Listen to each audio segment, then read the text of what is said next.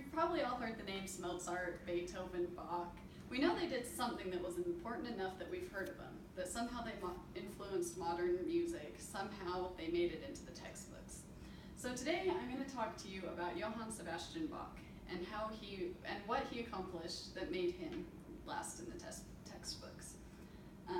Now, Bach did not travel a lot outside of Germany. He maybe left the country once or twice, but that was about it. He worked in the same area for his entire life. And so I'm going to talk about the 3 places in the city of Leipzig, Germany that Bach composed for. He composed for the chapel, the coffee house, and his crowded living room. The first place that Bach worked in Leipzig was St. Thomas Cathedral. It's still standing today. Bach got his start in music in the church, in the Lutheran faith, as a choir boy when he was young. He also played the violin and the harpsichord and the organ for the church once he grew out of his lovely soprano voice.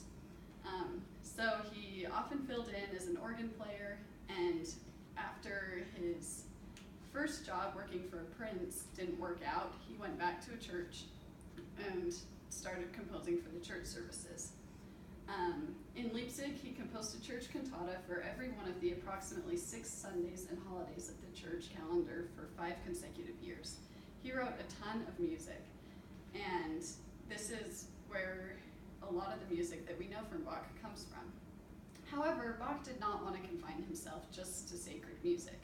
While a lot of his music overlapped in both sacred and secular, because he believes that all talents were a gift from God, he also wanted to just compose and perform music that was fun. So we go to the next destination on Bach's map, Zimmermann's Coffee House. Bach spent a lot of his time at the coffee house after he stopped working for the Lutheran Church. He worked with a bunch of college students, actually, from St. Thomas's Church. So he was still tied into the Lutheran Church. That was his religion. But he wanted to specialize more in this music. At the coffee house, there were paying audiences who knew good music when they heard it. It wasn't a bunch of people drinking coffee and there happened to be a band playing there. They actually wanted to go to the coffee house for music.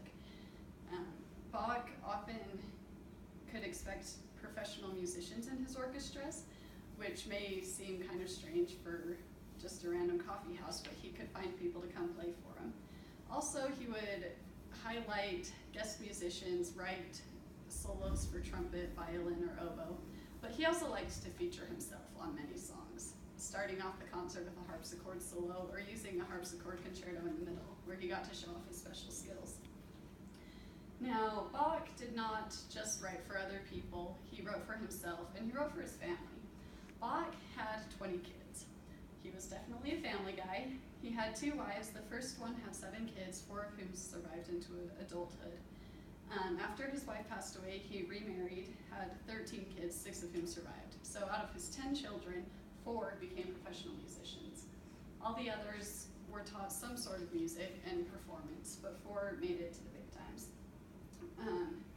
His sons all went to college at St. Thomas. They were educated, but they really had to focus on music.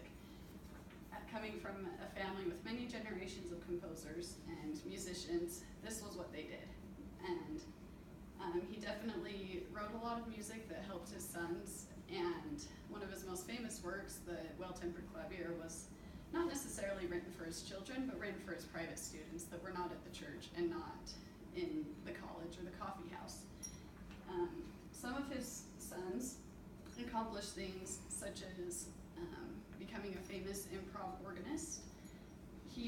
One of his sons helped transition the entire Baroque era into classical music.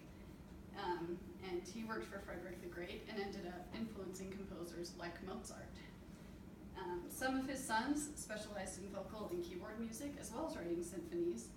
And Johann Christian was one who was notably influenced Mozart after he traveled to England to study music. So in conclusion, even though Bach didn't travel quite a lot outside of Germany, he just stuck to the chapel, the coffee house, and his crowded living room. But the effects of the music that he wrote in those areas has reached greater influences over the course of our life.